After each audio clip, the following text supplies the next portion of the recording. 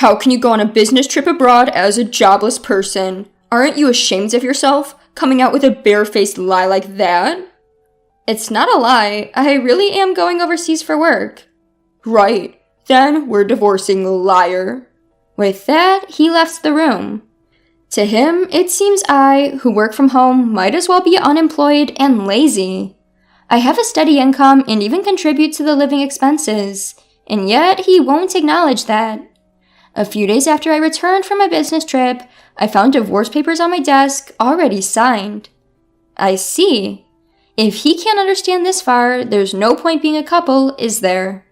I signed the divorce papers and headed to the state court.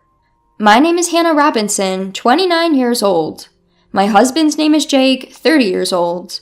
We started dating in college and got married when I was 25. We were more like best friends than lovers, and we always spoke our minds. It might be a good thing, but sometimes things take an unexpected turn.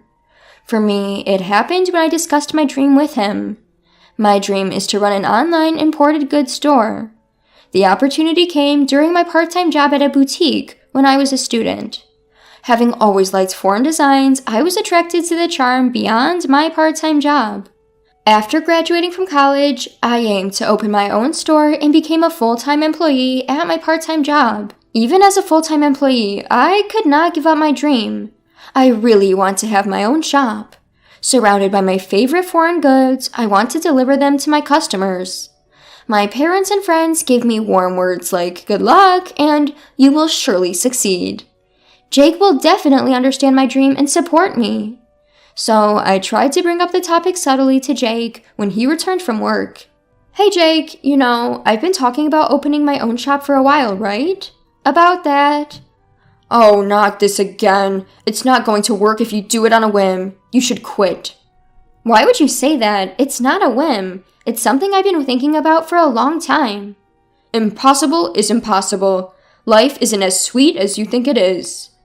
There's no need to be so harsh. Why do you always negate everything from the get-go? I raised my voice without thinking, my thoughts cavalierly dismissed. My husband Jake gives me a scornful glance, his voice ice cold.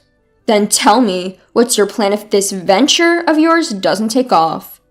I don't expect it to be successful right off the bat.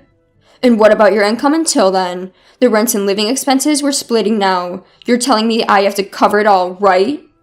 No, that's not what I'm thinking at all.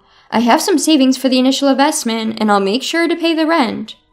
Oh, really? Then do as you please. But if it doesn't work out and you regret it, it's not my problem. Every time I bring up going independent, Jake always becomes irritable.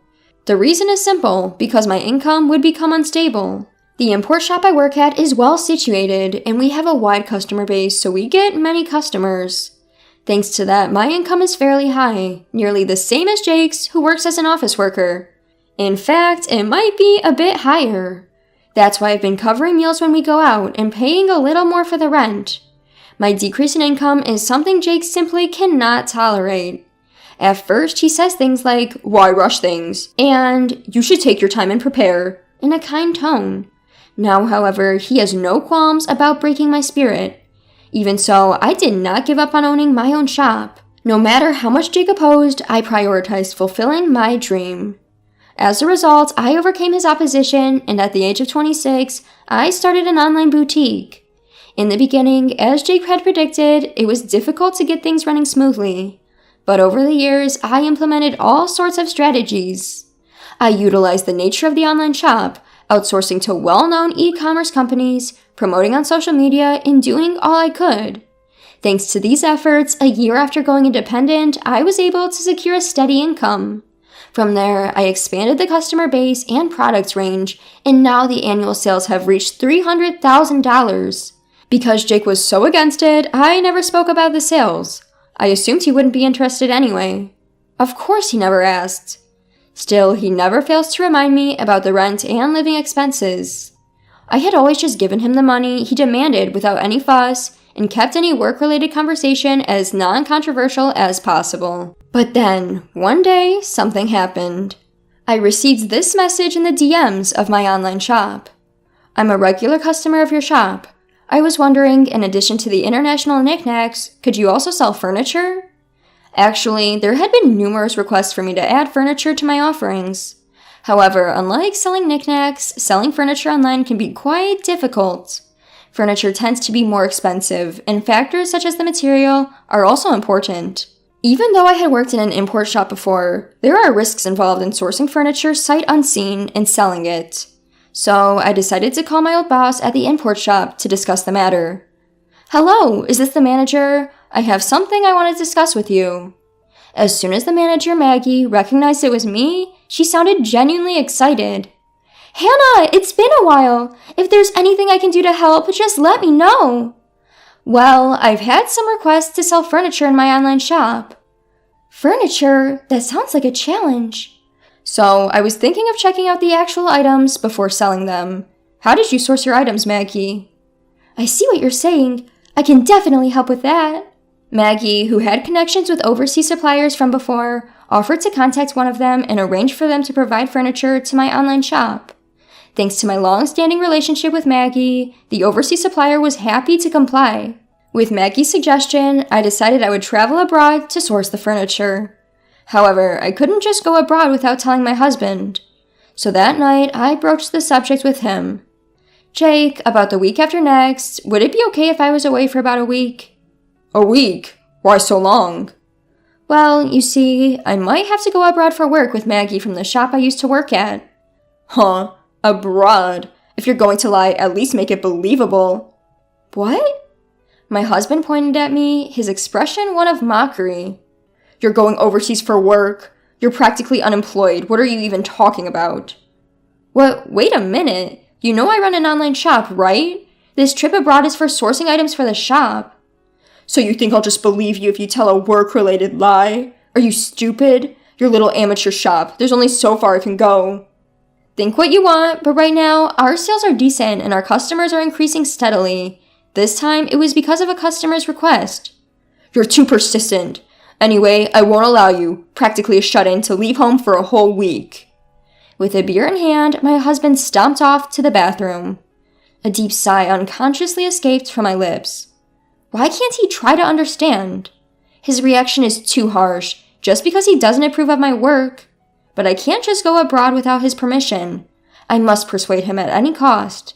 Although I was hesitant to continue the discussion, I couldn't ignore the issue. The next day, when my husband came back from work, I spoke to him again. "Jake, about yesterday's discussion." "Look, I'm tired. I don't have time to indulge in your lies." "Lies? I'm only speaking the truth." "An unemployed person going on a business trip abroad. You're quite good at lying." "I'm not lying. I really have to go abroad for work." At that moment, as I grabbed his arm to plead with him, he looked down at me as if to mock me. "Oh, really? Then liars get divorced." Divorced? What are you saying?" "You know, I really can't stand liars, especially pointless people like you who are always trying to show off your success." I didn't mean..." "Shut up. You just want to use a lame excuse to go on a vacation abroad. I bet your boss is a man too, right? Divorce. Divorce. I'll make sure to demand property division." Saying this, he stormed out of the room. At that moment, a furious rage swelled up within me, making my veins pop. Who does he think he is? He looks down on me just because I work from home. He only wants to feel superior. Enough is enough. If he wants it that way, then I'll do as I please. From then on, I stopped seeking his permission for my actions and decided to go on my business trip abroad. 2 weeks later, as scheduled, I headed overseas with Maggie. We went directly to our UK suppliers where we inspected the furniture and accessories that I would sell in my boutique.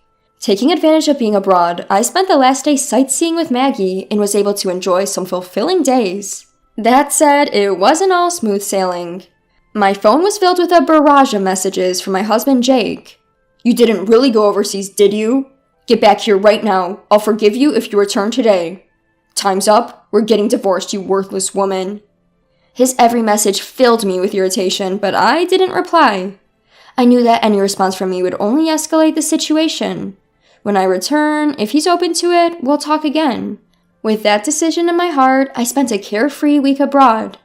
The business trip was over, and I bid farewell to Maggie at the airport and set out on my return journey. Facing Jake was awkward, but I steeled myself and opened the front door. "I'm home!" The lights in the house were off, and there was no welcome back. As I headed to the living room, laundry was scattered on the floor, and there was no place to step. Used dishes and instant noodle containers were left as they were in the sink. In the midst of this, I glanced at the desk and saw a piece of paper. What is this? It was a filled-out divorce paper. Beside it was written roughly, "To the cheating, jobless woman. I'm ending things with you who don't even listen. Fill out the divorce papers immediately. If you want forgiveness, come here at my parents' house. Then I'll reconsider." Just reading the note, I could picture Jake's smug face. He probably thinks that if he wrote this, I'd rush to apologize. Of course I had no such intentions. I signed the divorce papers that had been left for me and headed straight to the state court. With no problems, the divorce was accepted smoothly. Next, I went to the real estate agent and requested to cancel my current apartment lease.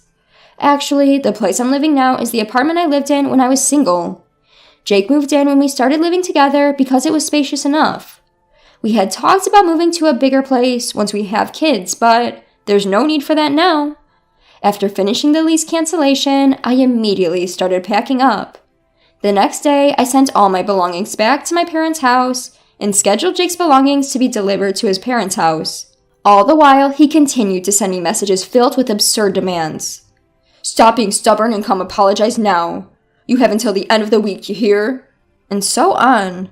Of course, I ignored all of them, and after emptying the apartment, I headed back to my parents' home. A week later, my phone had been ringing nonstop since morning. Even though I ignored it, it just wouldn't stop ringing, so I reluctantly decided to answer. Planning for this call to be the last, I pressed the answer button. "Hello?" He started shouting at me right off the bat. "What the hell do you think you're doing?" Taken aback by his loud voice, I instinctively pulled my phone away from my ear. I decided to record the conversation just in case, and then I spoke again. "What's the big deal? There's nothing left to talk about."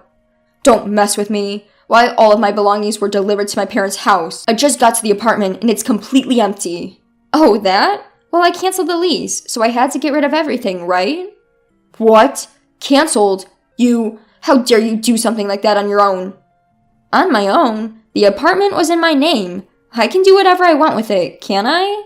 At this point, I had nothing left to lose. To me, his words had no effect at all. As I responded in a provocative tone, Jake showed his irritation. "Don't mess around. I don't give a damn about the lease. We were married, remember? I lived in that apartment too. You just went and canceled it on your own." "Married?" "Yes, damn it. Whether you cheated or not, we're still married. Canceling the lease on our apartment without discussing it with your husband. What the hell are you thinking? You think you can just do whatever you want, even though you're unemployed. I'll never forgive you for this."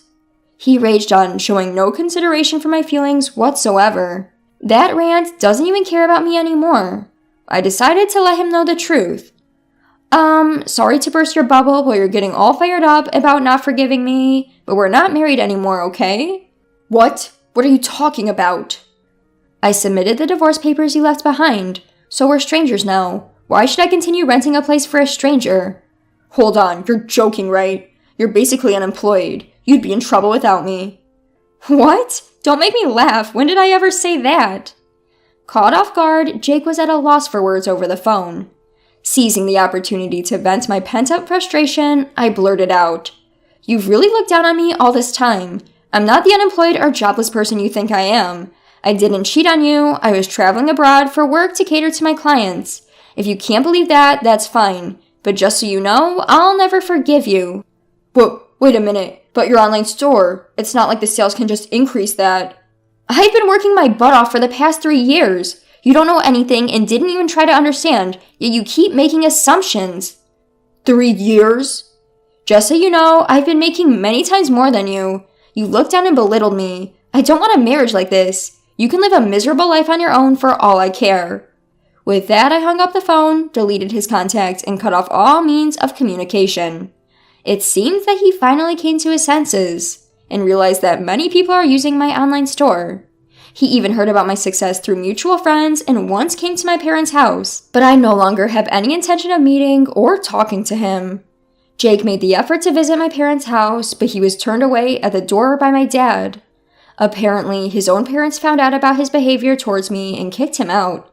Now, I heard he's renting an apartment near his workplace and just shuffling between home and work alone. As for me, I decided to live with my parents for a while.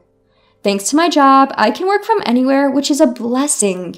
My parents' house is quite old, so I'm thinking of starting renovations soon. I'm sure my online store will continue to grow. Without having to worry about anyone else, I'm free to travel abroad whenever I need to. I may have a divorce on my record, but I don't regret prioritizing my dreams. I plan to keep working hard and return the favor to the people who have supported me.